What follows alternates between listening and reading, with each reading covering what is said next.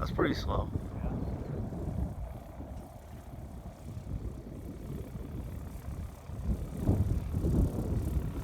That's all it needs to.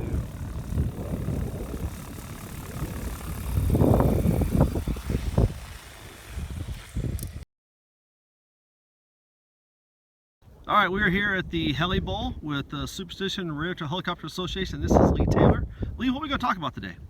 Today we're going to do just a little introduction to auto rotations. I know there's a lot of videos that go into what they look like, and some of the pros have done really good videos with advanced stuff. And I don't hop on there too much, but Greg and I were hoping to do a short series on auto rotations, everywhere from, or starting from the basics and working our way to some more advanced stuff. But I think a lot gets overlooked, and there's a lot of questions and people avoiding auto rotations because they don't understand what's happening, and it's hard to translate, what you don't know into executing something. So I think what Greg and I are trying to do is take things back to a very basic level, and kind of work our way up. We'll talk about how the pitch of the blades manipulates rotor RPM, how disc angle of attack to the relative wind influences and manipulates the RPM, and how we can trade energy. So when I taught students how to fly helicopters, and specifically auto rotations, we would talk about there's 3 buckets of energy, and you can trade them off for other types of energy. And what I mean by that is you have altitude, which is potential energy, and then you've got 2 kinetic types, right? You've got rotor RPM, and then you've got airspeed. And at any one point, you can pour the energy from one of those buckets into another bucket, and at some point, you have to pretend that there's a hole in the bottom of each one of those buckets, and at some point, all that water is going to go away at some point. All the energy is going to be dissipated at some point. So, out here, we're going to do a little bit of static display, and then we'll have Greg throw some autos up, and we'll kind of talk about the different things you can do to manipulate the RPM, if it's high, if it's low, and how you can get that back in various ways. Today the wind's out of our left to right, so into the wind is going to be moving in this general direction. So we'll start out simply by saying that you can manipulate your RPM primarily with collective pitch, obviously. So going up and entering an auto rotation, and we'll talk about this with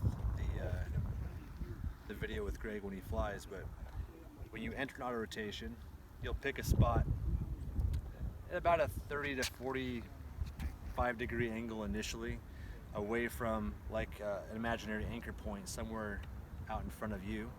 So if you're up at 200 feet, just an imaginary zip line, if you will, that points up to a spot in space that you're going to ride down like it's a zip line to that spot out in front of you.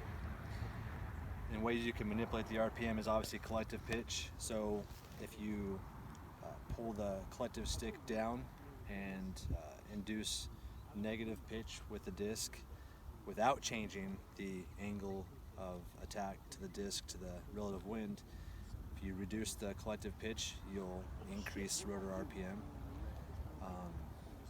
What that's doing is it's introducing more upflow through the disc, increases RPM. You can increase the collective pitch to reduce RPM, and again, that's without changing anything with the angle of attack with the helicopter and the disc itself to the relative wind.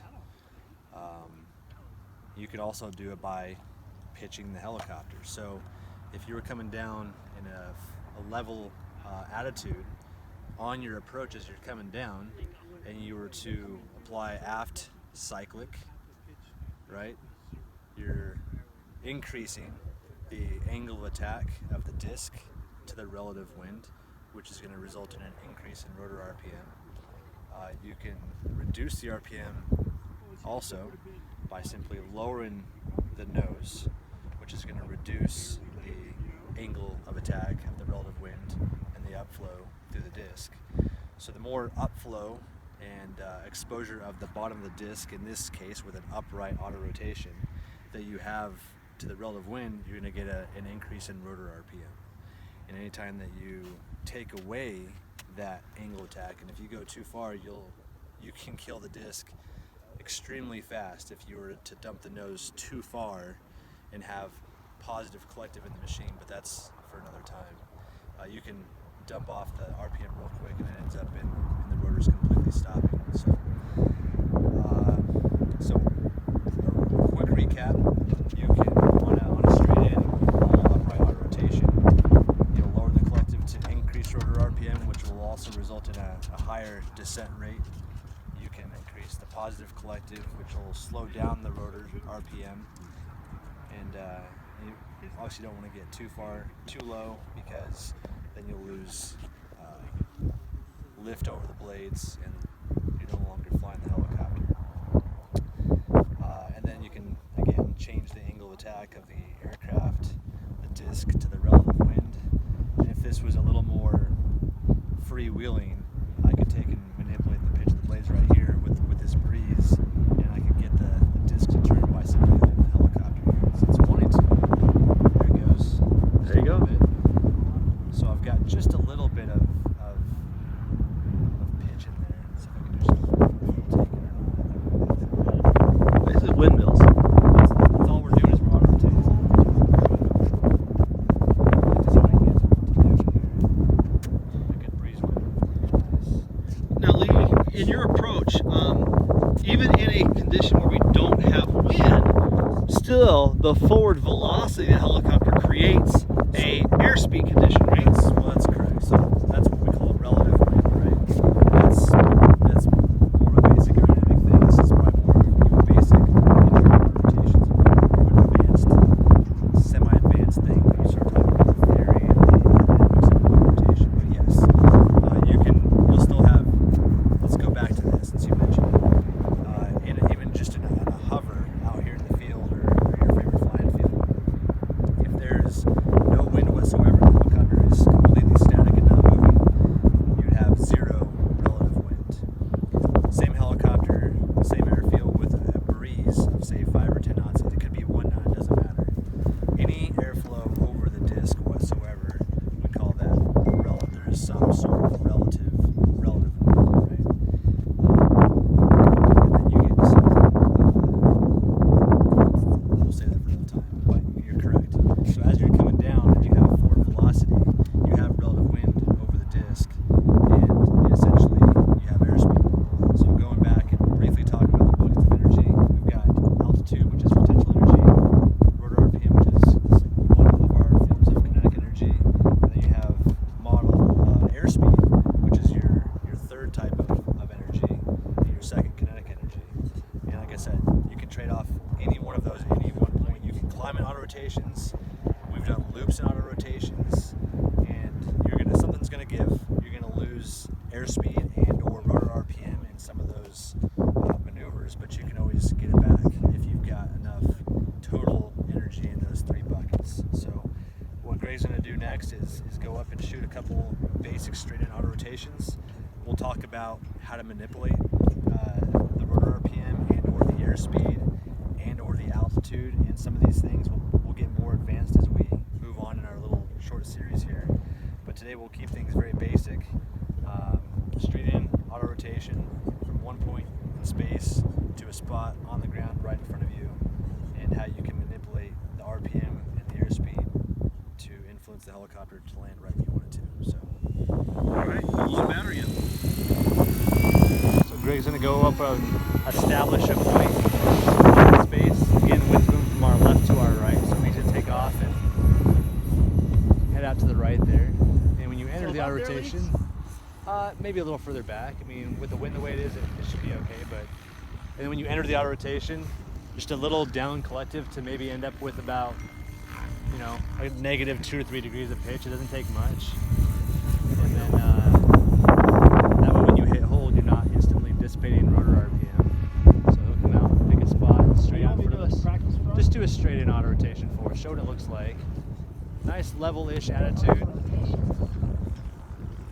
that imaginary zip line right down the spot in front of him here, and it's a pretty static rotor RPM. He's just got a pretty level helicopter,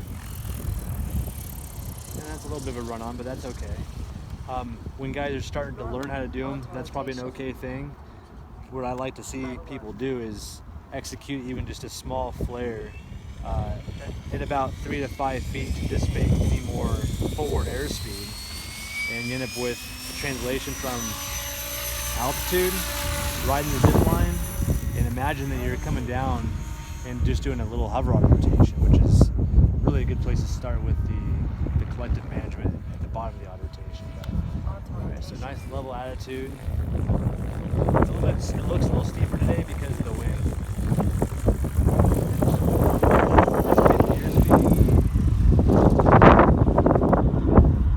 that's what they look like. And then this time what we'll do, Greg, is as you're coming down, and maybe start a little closer to us.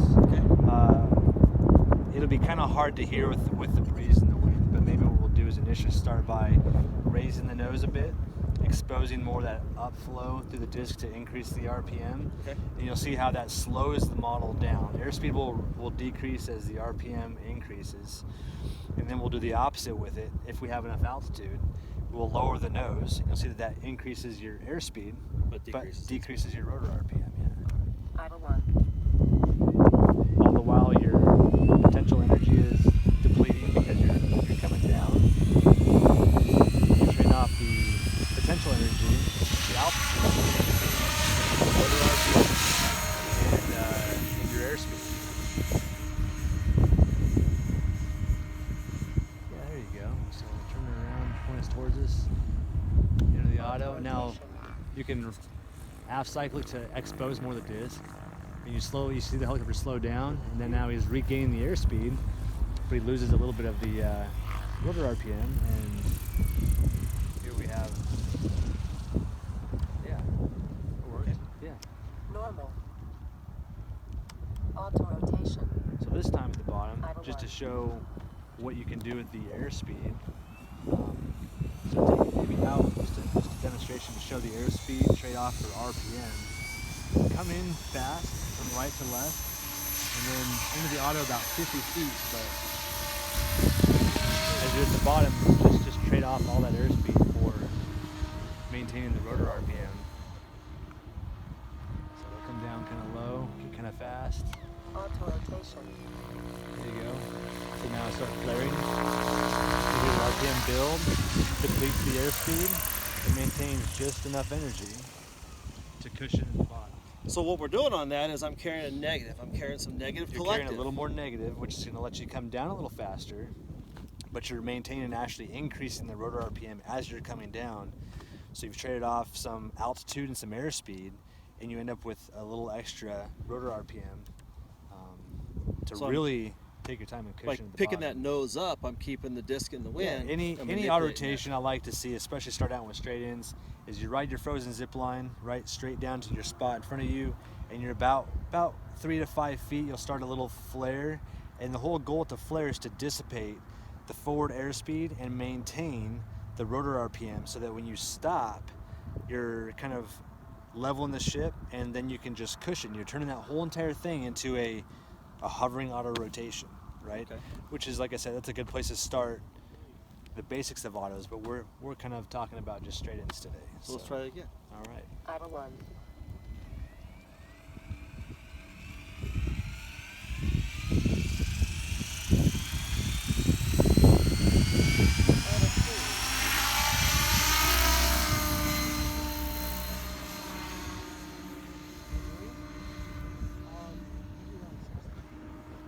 And you like to see the straight ins with some forward airspeed, you know, maybe like 15, 20 miles an hour, you know, if you can imagine that. And it's just a nice brisk walking pace towards you. A little flare.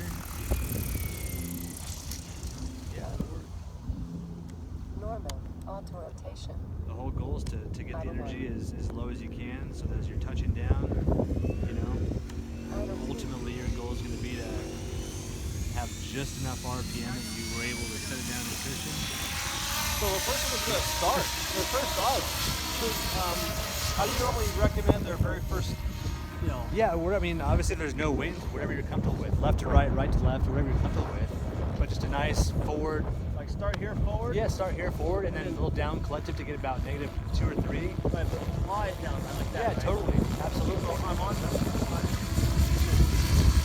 Yep. And it's nice to see. Maybe your approach Fly that approach like fly that. the profile with power. The governor's going to pull the RPM back, or not pull the power back, so you maintain the RPM. So your first few, just go up and just establish a profile. Leave the power on, and it looks the same. The profile looks the same. So when you get to the bottom, like give up. So fly that zip line. Yep. So it means I got to lift the nose and carry negative. So he's got some forward airspeed, lowering the collective, keeping the ship level as you're coming down to the profile. And as you approach the ground, there's a little flare to dissipate the airspeed. Go around. And then at one point when you feel just so comfortable flying this, do you recommend just hit and hold somewhere? Yeah, I guess at whatever point you feel comfortable with. Like going,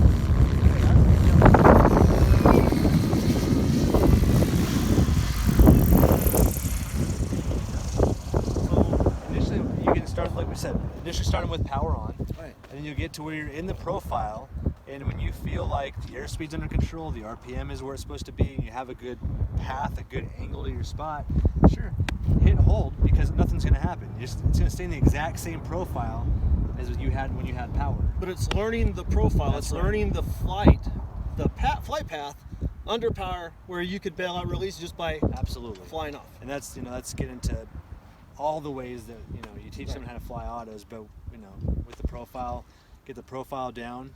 When you're comfortable with the profile, hit hold in the profile. As you're coming down, you'll see that nothing's going to change. Airspeed will stay the same way until you change your cyclic or your collective. Nothing's going to change. It's going to keep coming down. All right, so I'll do that again. Do it again. Oh, we'll break out the other machine in a second. I guess another battery. Idle 1. Idle 2. 1500.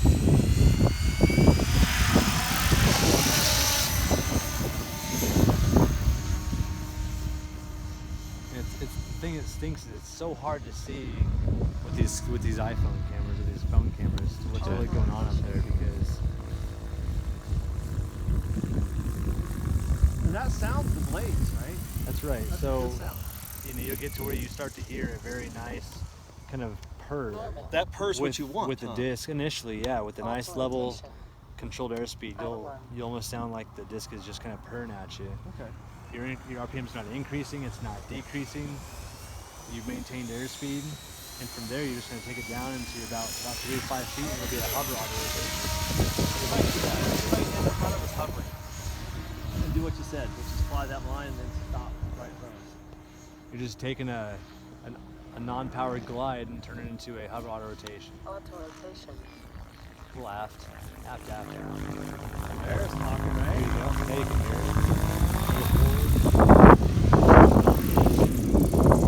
Do I get to count all 4 of those I think you do. autos? I think that's totally 4 autos. So I got 4 more autos in right there. You did. That was like a Mikey auto. Ooh. Oh no, we just witnessed a Mikey auto. So I would have been out here doing autos, but I did what you're not supposed to do, which was I came down on the nose instead of lifting it up a little bit. Luckily for me, I lost the head speed with about 3 feet off the ground, minimal damage. But Low energy, no RPM, no forward airspeed, right. minimal damage. Well, we'll charge batteries, switch pilots, and we'll put on a little bit of a show. All right, so we got Lee Taylor here. He's going to show us a few more things. Well, same kind of thing. Most part, we'll go up and get your spot established. Like I said, just give yourself about a 30 or 40 degree angle. Lower the collective and off with the power.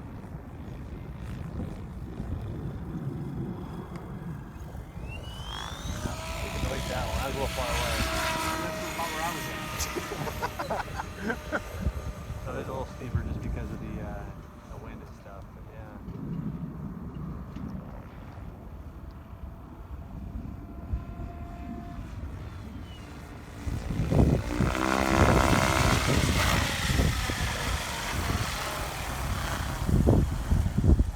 lot of energy left over.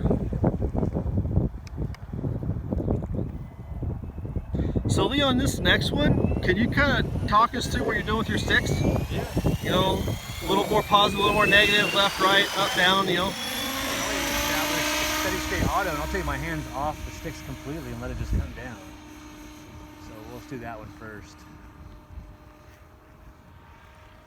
So here I'm gonna level the ship and hold down collective, and I'm completely, well, let's get forward, but yeah, it's coming down.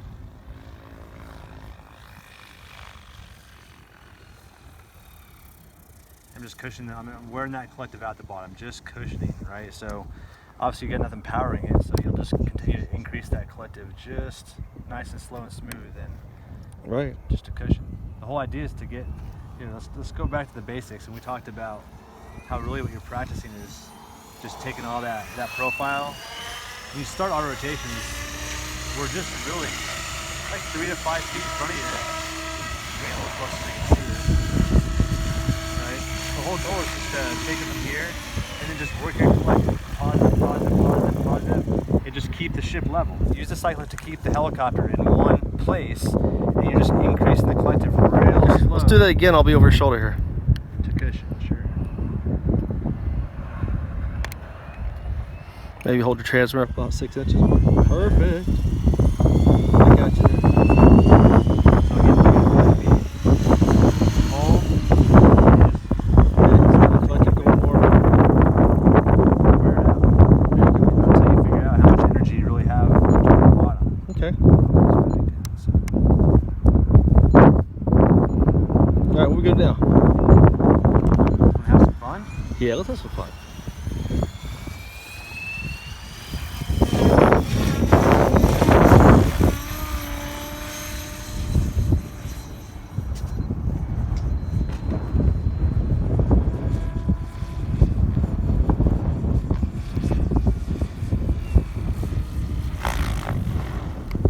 Not too far. That wind's pushing me. Yeah. Yeah, wind's really. pushing. You gotta come this way more, you know?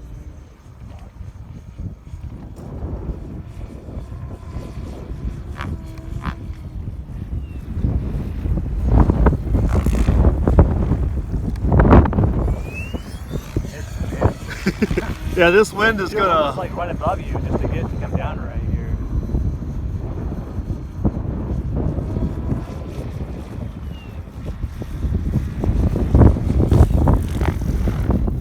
Still lots, still lots. Nice. Yeah, the whole That's camera. that breeze. So if I wouldn't have had that breeze, that would have been hard to do that soft. The breeze, that upflow to the disc just keeps it moving. So the camera blurred out on that whole flight until right at the end, because I don't think it wanted to see what it thought was going to happen. That's funny. So probably about the time you can count your blades is about the time you need to bail out, right? I have a feeling if you're counting blades, Just before. you were probably a little too late. Just before. Well, come on, we'll just do a massive overspeed at the bottom with just an up right here. All right. And that's going to be a big trade-off of altitude, Well, more just airspeed. airspeed.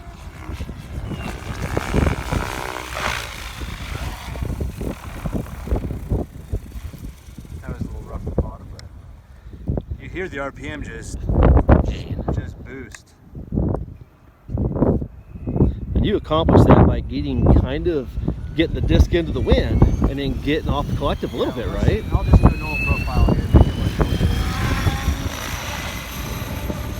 So when you're filming this and you have a picture like below your phone of your credit card, that's like, that tells you that. I mean, you're shooting autos. Just takes off. Here, I'm hands off. It's just kind of coming down for the most part. You can hear the blades just kind of talking. Little flares. Nice. Gentle. Yeah, a little rough.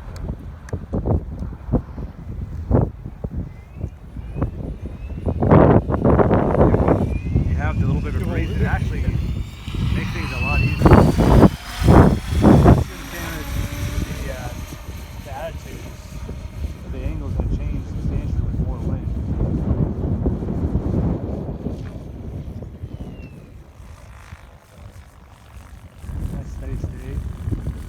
Hear the blades talking. I even went backwards with that one. That's just that breeze.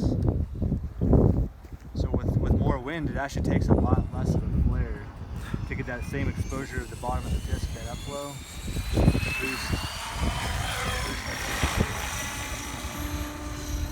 I'll try and keep it where we can see it here. A little closer maybe. Low forward speed, down clutches, off power.